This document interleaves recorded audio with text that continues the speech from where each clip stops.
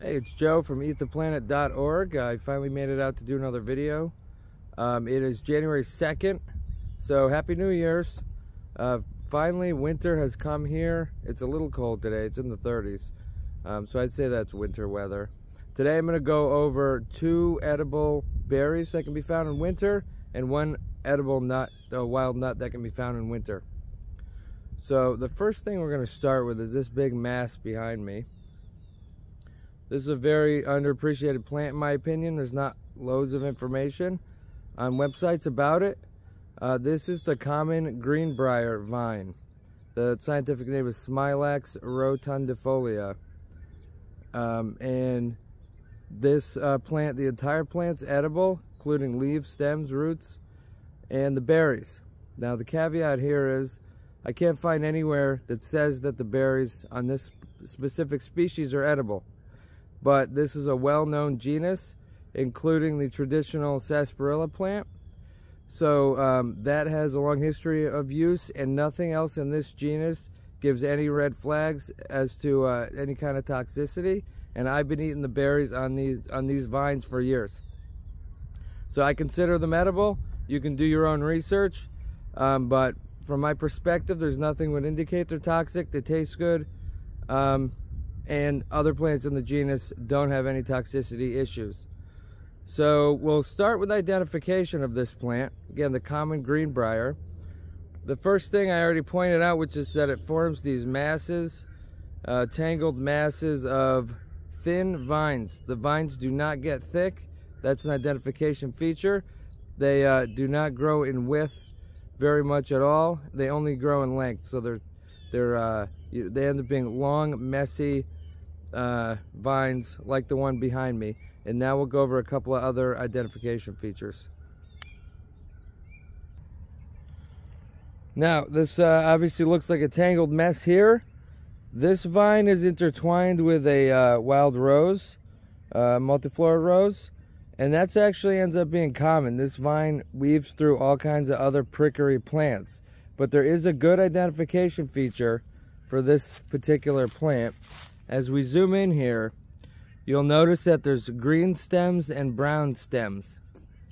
The common greenbrier has bright green stems throughout the entire winter. We'll get a little closer here, and you can see a couple of these green vines. There's one right there. There's another one right here. If I can find some thorns, you'll see how the thorns grow on these vines. Okay, if you look on that green vine back there, it's bright green, you'll see that the thorns stick out 90 degrees off the stem. They don't curve at all. Look for a closer one here. There we go. You can see these thorns here. They stick straight off the stem, and although the tip of the thorn is a dark color, generally these thorns are green, but in the winter they can discolor a little. You'll see that there's not a big color difference between the base of the thorn and the stem. In the case of a rose plant, you will see that color difference between the stem, the thorn and the stem. On the greenbrier, you don't tend to see that color difference. Now, the feature that I think is mostly unappreciated is these black berry clusters here. These are greenbrier berries, and as I said, I consider them edible, and they taste good. And you can chew the seeds. The seeds are soft enough that you can chew them. And most interestingly, they persist throughout much of the winter, at least through January in most years. Even this year where it's been pretty warm, usually most other winter fruits will decompose and fall off, but these tend to stay on. They form small clusters. You usually won't find a huge cluster of them, but there'll be enough that at least you get a winter snack. And when foraging in the winter, anything counts. So again, this is in southern Connecticut. It's a very common plant in this region. So if you live anywhere near this part of the country, take a look for the common greenbrier.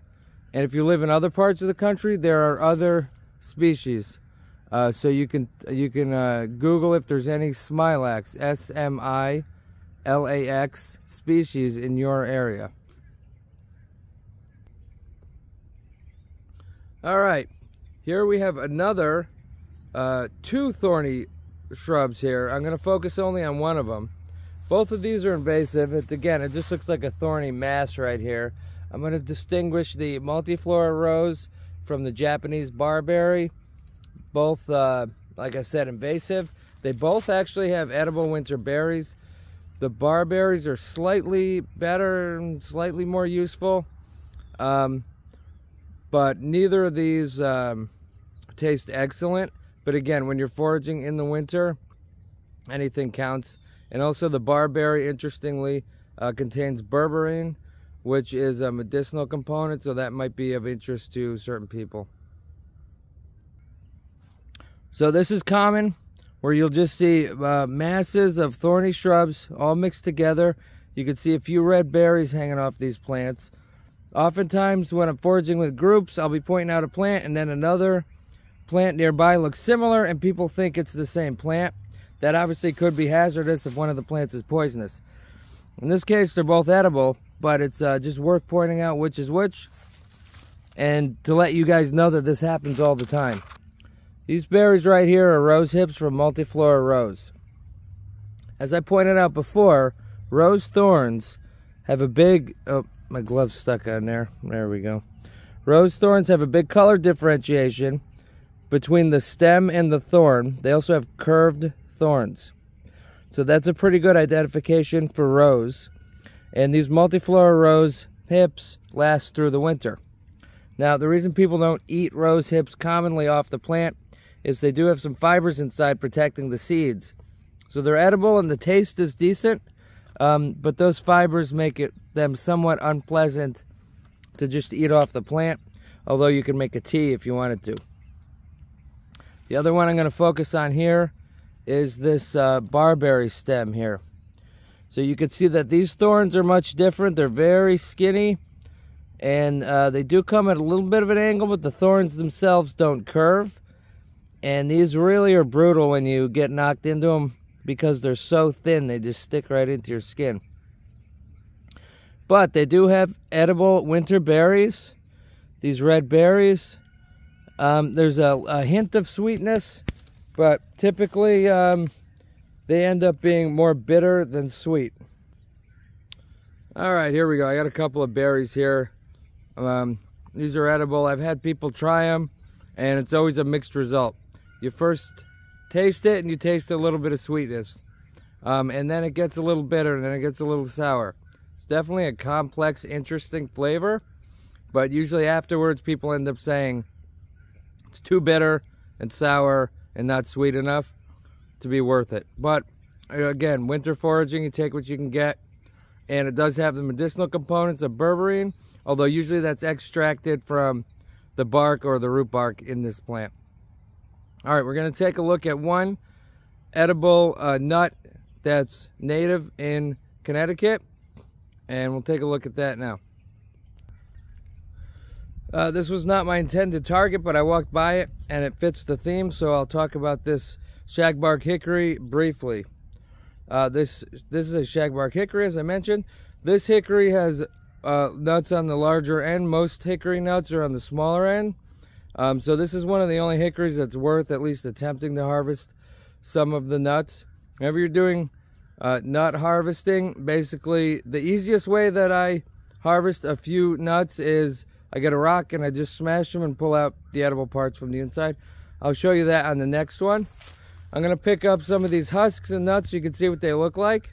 And then, but obviously whenever you're foraging anything, you got to do a thorough identification before you consume anything. But I'll give you a start and show you what these husks and nuts look like. Maybe if you see them in your yard, you could identify hickory trees. Not all hickory trees have this shaggy bark.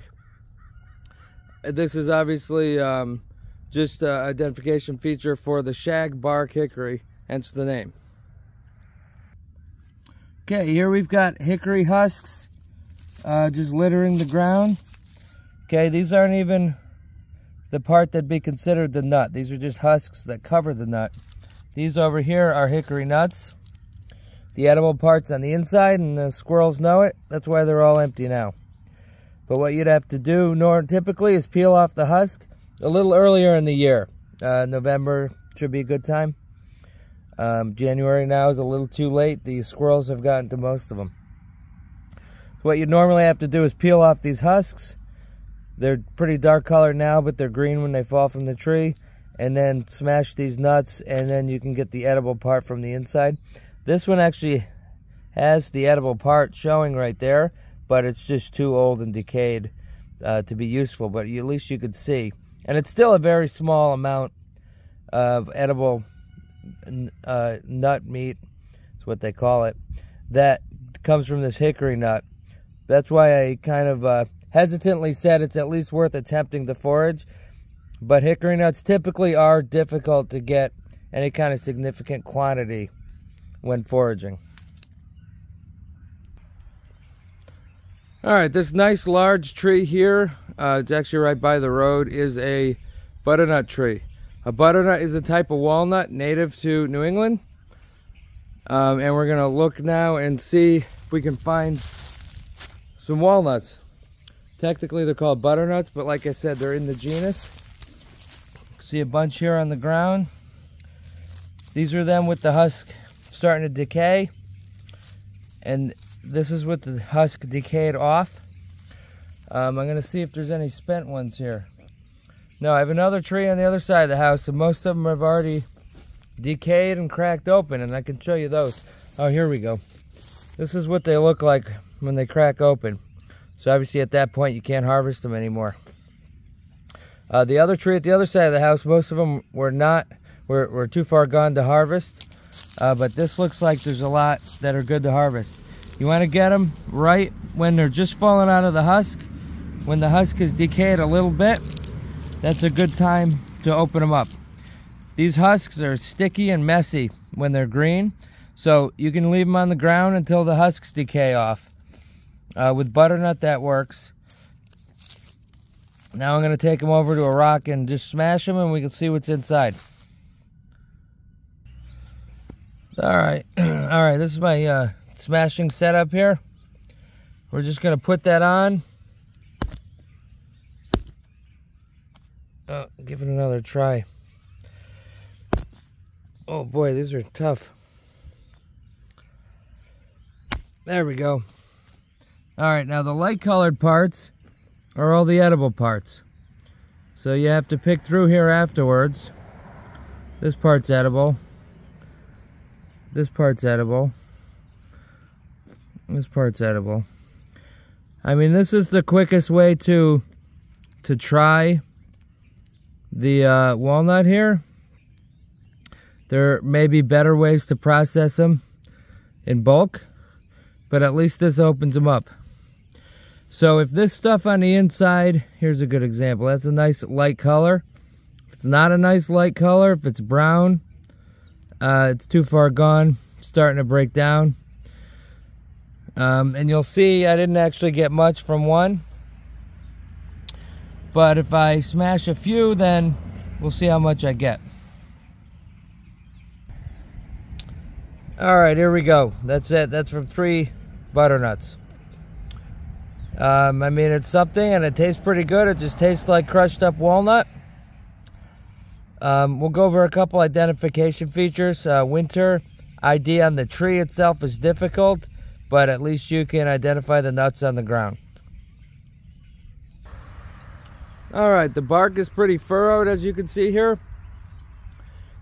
That's typical of the butternut. Alright, so you're going to be looking at the ground to identify a butternut. You're going to notice a few things. The leaves are compound. So you're going to see a lot of these leaf stems on the ground with a few leaflets hanging on. See these? They're long leaf stems. Typically they have a number of leaflets on them, but at this time of year most of them fell off. Another leaf stem. So if you see these leaf stems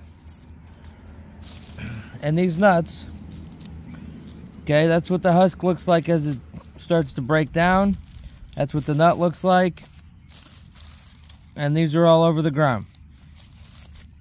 There's nothing else that looks quite like that here in New England unless it's a walnut.